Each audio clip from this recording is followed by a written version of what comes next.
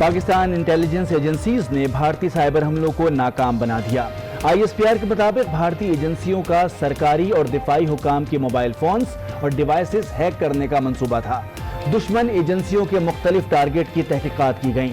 پاک فوج نے سائبر حملوں کو روکنے کے لیے انتظامات بڑھا دیے۔ تمام حکومتی اداروں کو سائبر سیکیورٹی کے اقدامات کے لیے ایڈوائزری جاری۔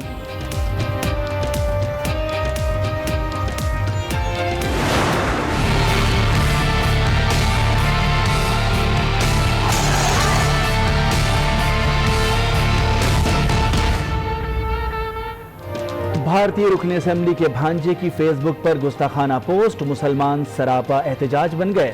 سڑکوں پر نکل آئے، پولیس کا تعصب، مظاہرین پر فائرنگ کر دی، 3 افراد شہید ہو گئے، 100 سے زائد گرفتار۔ احتجاج کے بعد توہین آمیز پوسٹ کرنے والا گستاخ بھی گرفتار۔ بنگلور کے متاثرہ علاقے میں کرفیو نافذ کر دیا گیا۔ پاکستان کا گستاخانہ پوسٹ پر بھارت سے شدید احتجاج۔ پاکستان نے اپنے تحفظات سے بھارتی ہائی کمیشن کو آگاہ کر دیا۔ ترجمان دفتر خارجہ کے مطابق سوشل میڈیا پر اسلام مخالف پوسٹ سے مسلمانوں کے جذبات مجروح ہوئے۔ واقعہ بھارت میں بڑھتے اسلاموفوبیا اور اقلیتوں کے خلاف نفرت کا عکاس ہے۔ سندھ میں تمام صوبے کرپشن کی نظر ہو گئے۔ آپ نے کراچی کو گوٹ بنا دیا، کون اسے ٹھیک کرے گا؟ کیا وفاق سے کہیں؟ چیف جسٹس کا برہمی کا اظہار۔ اٹارنی جنرل نے بتایا وفاق کراچی کے معاملات میں مداخلت نہیں کرنا چاہتا، لیکن تباہی دیکھتے ہوئے مختلف آپشنز پر غور کر رہا ہے۔ چیف جسٹس بولے ہم سب آئین پر عمل درآمد کے پابند ہیں۔ اٹارنی جنرل نے کہا کہ ہم بھی آئین کے مطابق مختلف آپشنز پر غور کر رہے ہیں۔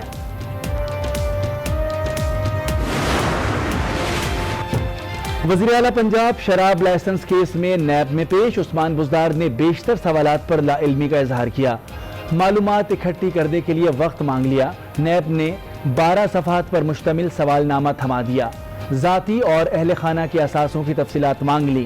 سابق DG ایکسائز پنجاب وعدہ معاف گواہ بننے کو تیار۔ اکرام اشرف نے نیب کو درخواست دے دی۔ سابق پرنسپل سیکریٹری کے دباؤ پر لائسنس جاری کرنے کا اعتراف۔ گاڑی دیکھیں اور فیصلہ کریں، کیا یہ صرف پتھراؤ تھا؟ مریم نواز نے اپنی گاڑی کی نئی فوٹیج ٹویٹ کر دی، لکھا یہ پتھراؤ تھا یا منصوبے کے تحت حملہ کیا گیا؟ پولیس کو علم ہی نہیں تھا کہ کار بلٹ پروف تھی۔ قانونی چارہ جوئی نہیں کر سکتے ہیں تو آپ ظلم کرتے ہیں۔ نون لیگ نے مقدمہ درج کرانے کے لیے عدالت سے رجوع کر لیا۔ وزیر اعظم عمران خان اور چیئرمین نیب سمیت دیگر ملزمان عدالت نے پولیس سے رپورٹ طلب کر لی۔ ہنگامہ آرائی کے الزامات میں گرفتار لیگی کارکنان 14 روزہ جوڈیشل ریمانڈ پر جیل منتقل۔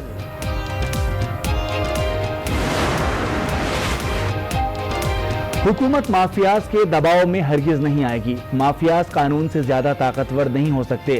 وفاقی وزیر اطلاعات شبلی فراز کی پریس کانفرنس، کہا وزیر اعظم آٹے کی بڑھتی قیمتوں پر مطمئن نہیں، روزمرہ کی اشیاء کی قیمتیں ہر صورت کم کریں گے۔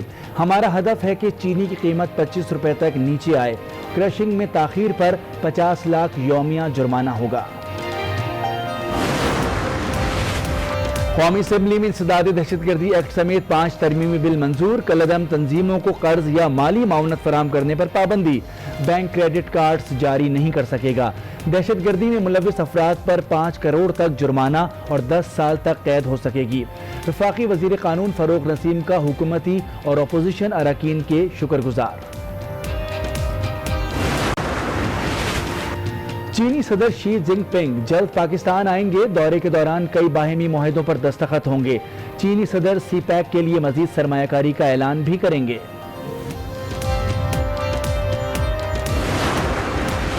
پاکستان ہاؤسنگ اسکیم سے 50,000 نوکریاں ملیں گی۔ مشیر خزانہ حفیظ شیخ کی پریس کانفرنس، کہا اب نوجوانوں کو 2.5 کروڑ تک قرض دیا جائے گا۔ عثمان ڈار بولے حکومت نے نوجوانوں کو سب سے بڑی آفر دی، نوجوان فارم میں کاروبار کا پلان بھی شیئر کریں۔ خیبر پختونخوا کے تاریخ ساز منصوبے BRT کا افتتاح آج ہوگا۔ وزیر اعظم عمران خان بس سروس کا افتتاح کریں گے۔ گورنر اور وزیر اعلیٰ خیبر پختونخوا بھی ساتھ ہوں گے۔ منصوبہ 2 سال سے زائد تاخیر میں مکمل ہوا۔ European Union air safety agency نے PIA کی اپیل مسترد کر دی۔ 31 دسمبر تک پابندی برقرار رکھنے کا فیصلہ، ساتھ ہی پابندی میں اضافے کا بھی اندیا۔ اگلا فیصلہ پاکستان سول ایوییشن کے اقدامات سے مشروط۔ پاکستان میں کرونا کیسز میں آہستہ آہستہ کمی، آج 730 کیسز رپورٹ ہوئے، 17 مریض چل بسے، اموات 6129 ہو گئیں۔ ملک میں زیر علاج مریضوں کی تعداد 16,599 ہو گئی۔ 15 اگست کو اسکولز کھولیں تو کارروائی ہوگی، ڈائریکٹر جنرل پرائیویٹ انسٹیٹیوشنز نے صاف صاف بتا دیا، کہا والدین ابھی بچوں کو بالکل بھی اسکول نہ بھیجیں، کورس جہاں سے چاہیں خرید سکتے ہیں۔ پاکستان کا 73واں یوم آزادی بس کچھ گھنٹے دور رہ گیا، ملک بھر میں جشن منانے کی تیاریاں عروج پر، شہر شہر قریہ قریہ اسٹال سج گئے، قومی رنگ کی اشیاء اور ملبوسات کی خریداری، فضائیں ملی نغموں سے گونجنے لگی۔ مقبوضہ کشمیر میں مودی سرکار کی ریاستی دہشت گردی تھم نہ سکی، قابض فوج نے پلوامہ میں ایک اور نوجوان سے جینے کا حق چھین لیا۔ کشمیریوں کا 14 اگست کو پاکستان کا یوم آزادی بھرپور طریقے سے منانے کا اعلان، کشمیری عوام سے 15 اگست کو یوم سیاہ منانے کی اپیل، سری نگر میں پوسٹرز لگا دیے گئے۔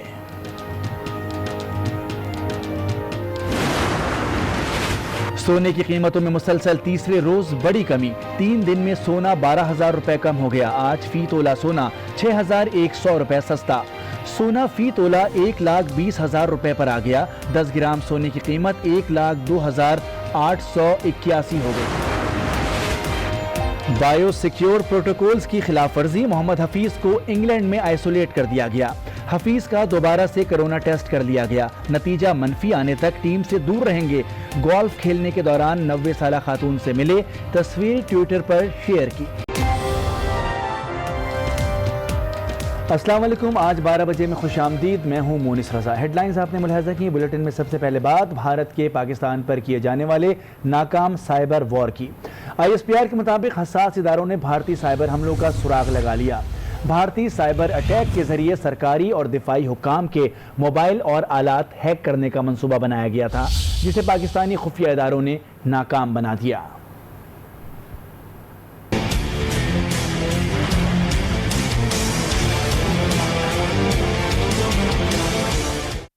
بھارت کا پاکستانی حساس اداروں پر ناکام سائبر حملہ، خفیہ اداروں نے بھارتی سازش کو پھر ناکام بنا دیا۔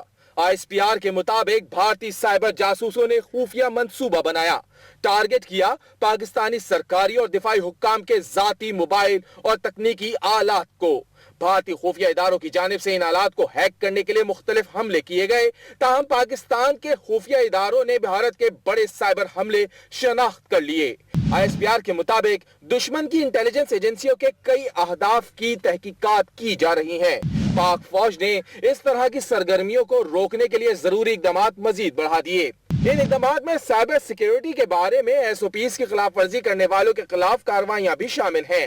تمام سرکاری محکموں اور اداروں کو بھی ایڈوائزری بھجوائی جا رہی ہے کہ جہاں کوئی کوتاہی ہے اس کو شناخت کر کے ضروری سائبر سیکیورٹی اقدامات میں اضافہ کیا جائے۔